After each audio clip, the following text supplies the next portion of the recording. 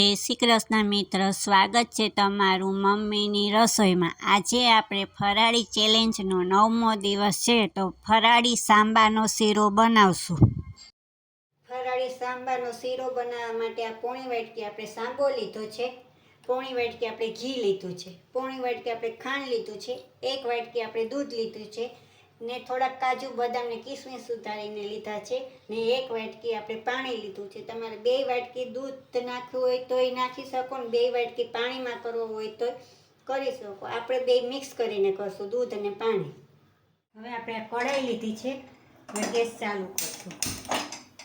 હવે હમણાં આપણે પહેલાં ઘી નાખીશું। હમણાં ડ્રાય ફ્રૂટ ઓલા કરવા માટે શેકવા માટે આપણે થોડુંક જ નાખીએ છીએ। હવે ઘી ગરમ થઈ ગયું છે, આપણે પહેલાં આ કાજુ બદામ આપણે ઓલા કરી લઈએ।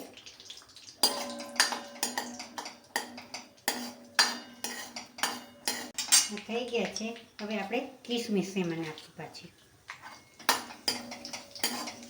કે કિસમિસને સાથે બહુ વાર ન લાગે। હવે એને આપણે પ્લેટમાં કાઢી લઈશું।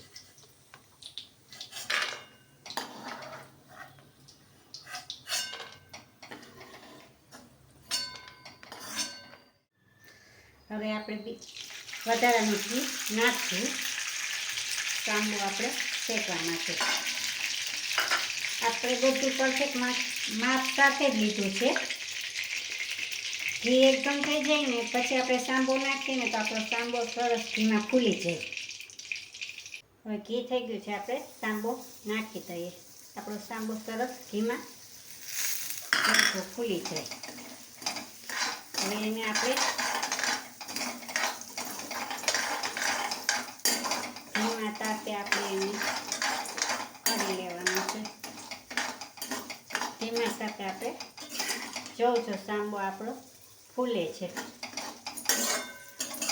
તમારે સાંબો પલાળીને લેવો હોય અડધી કલાક તોય પણ લઈ શકો, એવી રીતના પણ કરી શકો। અને 5 મિનિટ આપણે હલાવશું એટલે આપણો આ ઘીમાં ફૂલી જાય। હવે તમે જોવો છો આપણે આ ગોલ્ડન બ્રાઉન જેવો થઈ ગયો છે। હવે આપણે દૂધ ને પાણી ઉકાળી લઈએ। આપણે બીજા ગેસે 1 વાટકી દૂધ ને 1 વાટકી પાણી આપણે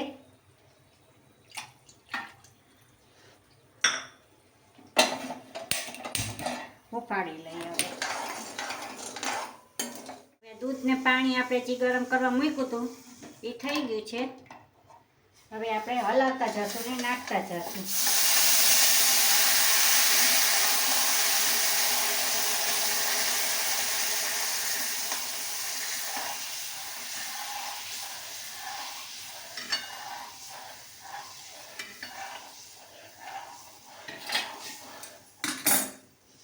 હવે આપણે સેજ ગેસ ફાસ્ટ કરી દઈશું।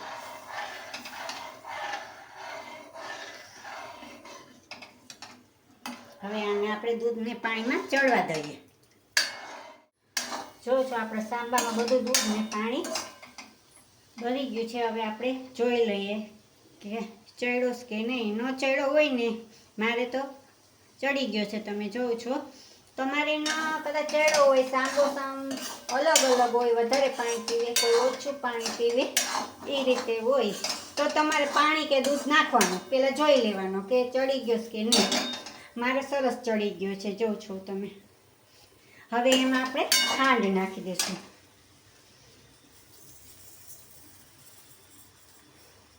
ખાંડ તમારે જે પ્રમાણે મીઠું ખાતા હોય એ પ્રમાણે નાખવાની, મોરું ખાતા હોય તો થોડીક ઓછી કરવાની। હવે આ જ્યાં લગી આપણે ખાંડ મિક્સ ન થઈ જાય ત્યાં લગી આપણે ધીમે ઉલે હલાવવાનું।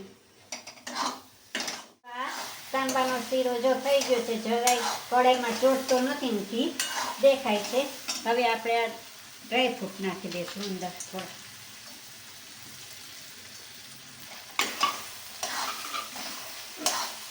હવે આને આપણે ગેસ બંધ કરીને બાઉલમાં કાઢી લઈએ। હવે તૈયાર છે આપણો ફરાળી સાંબારનો શીરો.